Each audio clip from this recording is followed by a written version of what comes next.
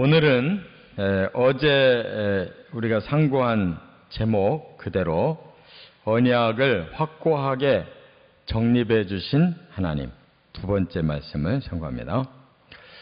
이제 이 17장에서 하나님은 언약에 대한 문제를 확실하게 정리를 해 주셨는데 몇 차례 아브라함에게 나타나서 언약을 주셨지만 이것이 일목요연하게 딱 아브라함에게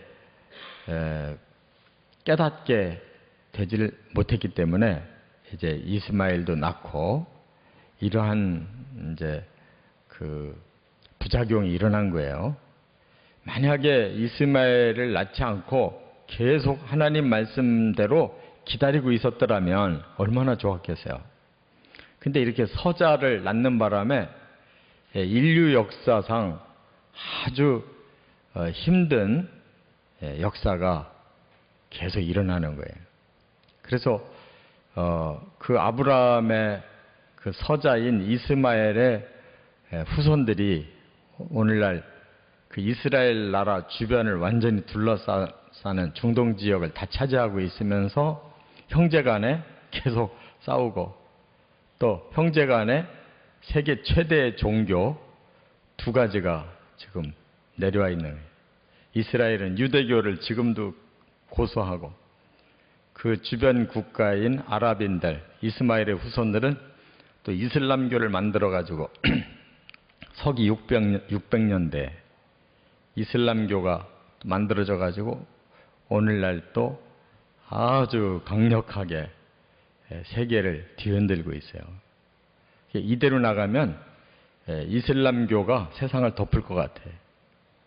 그들은 얼마나 자식들도 많이 낳고 또 그 전파하는 그런 방식이 얼마나 강력하고 여러 가지로 지금 아주 세계에 큰 도전이 되고 있어요. 그러나 결국 주인공은 될 수가 없거든요. 하나님이 이스마엘을 받아들이지 않으셨어요. 하나님이 약속한 자식이 아니기 때문에. 그래서 결국은 사람들이 하나님의 언약을 잘못 알아듣고 잘못 행한 것이 이렇게 되는 거예요. 그렇다고 해서 하나님이 로봇처럼 미리 그런 걸 없앨 수가 없어요. 약속한 대로 주시는 것은 주셔요. 그러나 사람이 또 잘못 뿌려놓은 것은 사람이 거두고 있다. 그 말이에요. 그래서 오늘 우리가 하나님의 이 언약의 원칙을 잘 알아야 돼요. 그래서 지난 시간에 세 가지 이미 했어요. 하나님은 전능하시기 때문에 아브라함에게 주신 언약 반드시 이루신다. 왜냐하면 이삭은 아직 태어나지도 않았잖아요.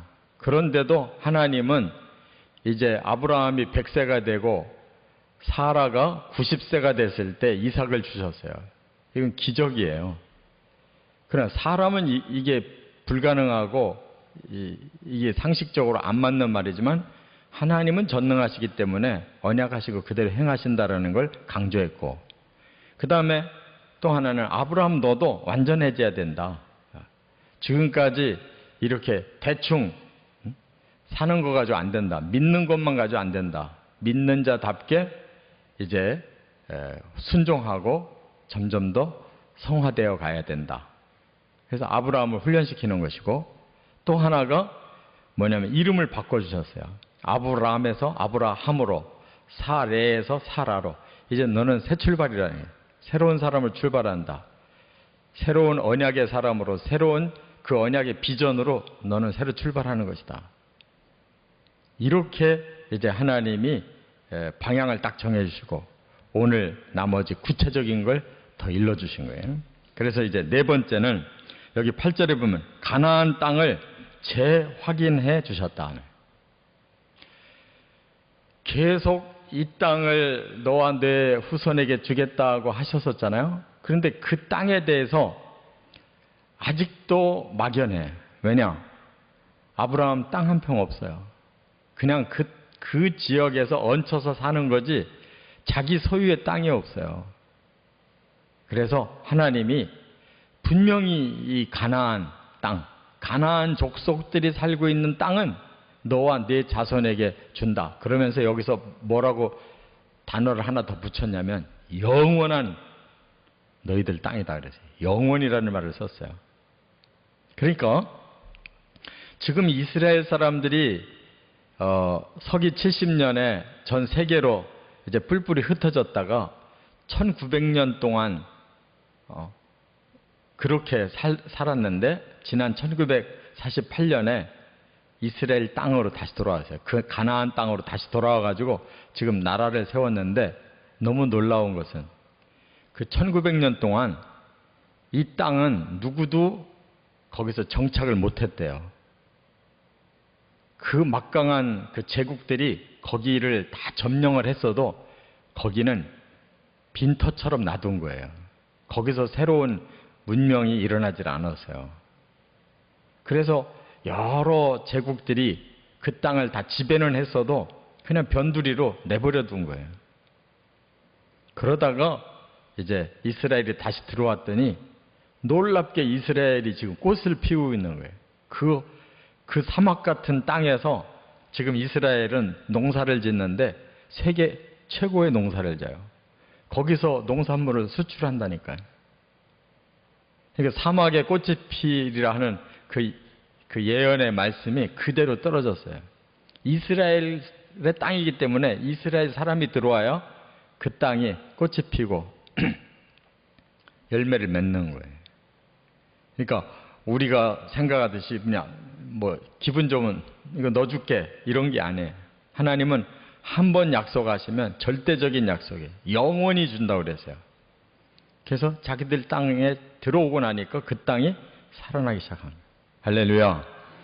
다섯 번째 9절부터 14절 그 다음에 23절부터 27절까지는 할례를 명하셨다 하는 거예요. 이제 아브라함에게 또 한 가지 중요한 걸 하라고 그랬어요. 이제 너와 내 자식과 너와 함께 사는 모든 공동체는 할례 받아야 된다. 이 할례 남자의 표피를 베어서 나의 백성이라는 그 표식을 해라. 이것이 너와 나의 언약의 표징이다 그랬어요. 그러니까 하나님의 언약을 받은 사람이라고 하는 표식으로 할례를 행하라 했을 때 뭐가 중요한 거냐? 네 하고 순종하는 게 중요한 거예요. 그래서 아브라함은 그냥 즉시 그날 순종했다고 그래요. 여기 23절에 보면 즉시 그날 순종한 거예요. 하나님께서 이렇게 언약의 표징으로 할례를 행하고 또 그 언약을 내가 기억하겠다 이렇게 말씀하셨어요. 그게 표식이라는 거예요. 그래서 아브라함이 그날 당장 자기와 자기 아들 이스마엘 그리고 자기 집에 살고 있는 모든 종들 남자들에게 다 할례를 행했어요. 그것은 바로 언약을 분명하게 하나님이 기억하게 하시려고 하는 거예요. 우리 살에 표시가 있다. 뭐 사람들 요즘 문신 많이 하잖아요. 내 손 앞에 문신이 있다 그러면 날마다 자기 손 쳐다보면 기억하잖아요. 여기에 써놓은 말이 기억날 거 아니에요. 하나님은 아예 사람의 살에다가 표식을 해가지고 태어나면서부터 죽을 때까지 자기 표식을 보고 항상 기억하도록 한 거예요. 그렇지 않겠어요? 평생 날마다 기억하는 거예요. 그래서 이 말씀이 이제 복음으로 넘어와서 사도 바울이 뭐라고 그랬어요? 로마서 3장 30절에 보면 마음에 할례를 했다 그랬어요. 마음에 할례를 했다. 그러니까 우리는 영적인 사람이기 때문에 몸도 언젠가는 썩어서 끝나는 날이 있잖아요. 몸도 사라져요. 그러나 몸에다가 할례를 한 것보다는 영원히 죽지 않는, 영원히 없어지지 않는 마음에다가 할례를 해야 진짜잖아요. 그래서 사도 바울은 너희는 마음에 할례를 해라 그랬어요. 그러니까 우리는 하나님이 천국까지 부르시겠다고 이 복음이라는 언약을 주신 것을 우리 마음에다가 확실하게 박아놓으면 천국까지 가는 줄 믿습니다. 이 할례에 대한 그 정신이 중요한 거예요. 끝으로 세 번째, 여기 16절부터 22절에 보면 이삭의 언약 계승을 밝히셨다. 이삭의 언약 계승. 이제 너와 세운 이 언약은 그 다음 때에 누구에게로 이어가냐면 이삭에게로 이어가겠다 그랬어요. 근데 아직 이삭 태어나지도 않았잖아요. 그래서 사라 보고 뭐라 그래요? 내년 이맘때 사라가 아들을 낳을 것이다. 아브라함이 그 소리 듣고 웃었다 그랬어요. 왜 그러냐면 자기가 지금 99세, 사라가 89살이에요. 내년이라고 그러면 100세고 90세인데 어떻게 우리가 아들 낳습니까? 그 말에 못 믿는 거죠. 그때까지만 해도 아브라함은 상식적으로 생각하는 거예요. 상식적으로. 그래서 서자도 난 거고 아직도 정신 못 차리고 상식으로 생각하고 내년 이맘때 아들 난다니까 아브라함 못 믿어요. 18장에 다시 하나님 또 나타나셔가지고 또 얘기했어요. 그러니까 사라가 장막 안에서 일하면서 듣다가 또 사라도 또 웃었다고 그랬어요. 그래서 다시 한번 분명하게 말했어요. 너희들은 반드시 알아라. 내년 이맘때 내가 다시 올 거다. 그 말은 네 아들을 낳게 되는 것을 네 현장에서 내가 보여주겠다 그 말이에요. 이것은 상식으로 낳는 게 아니죠. 하나님이 그렇게 하겠다고 그러면 얼마든지 하실 수 있다는 뜻이에요. 그래서 불가능한 속에서 자식을 낳게 하고 그 이삭과 언약을 맺었어요. 그래서 하나님의 언약은 아브라함에서 이스마엘 건너뛰고 이삭으로, 이삭에서 에서 건너뛰고 그 동생 야곱으로 이렇게 내려간 거예요. 하나님이 언약을 하고 싶은 자와 하신 거예요. 그래서 야곱의 12아들부터 이스라엘이라고 하는 하나님의 선민 공동체가 나왔고, 그래서 그 선민을 구약시대에 사용하신 거예요. 그리고 그 선민 중에 씨인 예수님을 구주로 보내셔서 이제는 이스라엘만의 구원이 아니라 인류 전체를 구원하는 일을, 이제 계시를 확실하게 완전하게 보여주신 것이 그게 복음이에요. 복음 언약. 할렐루야. 그렇기 때문에 우리가 이 성경이 어떻게 지금 어느 방향으로 깊이 파고 들어가는지를 깨달아야 돼요. 그래서 이와 같이 하나님은 이삭이라고 하는 사람으로는 불가능한 한 사람을 보내서 바로 구원의 언약을 이루신 것처럼 예수님은 처녀, 동정녀로서 하나님이 사람이 돼서 오시게 함으로 인류를 구원하신 그 놀라운 비밀 계획을 여기서부터 시작하시는 거예요. 우리가 이처럼 이 하나님의 언약의 그 특징 확실히 믿음으로만 받아들이고 우리는 순종함으로 이 언약 안에 들어와서 구원을 꼭 이루시기를 주의 이름으로 축원합니다.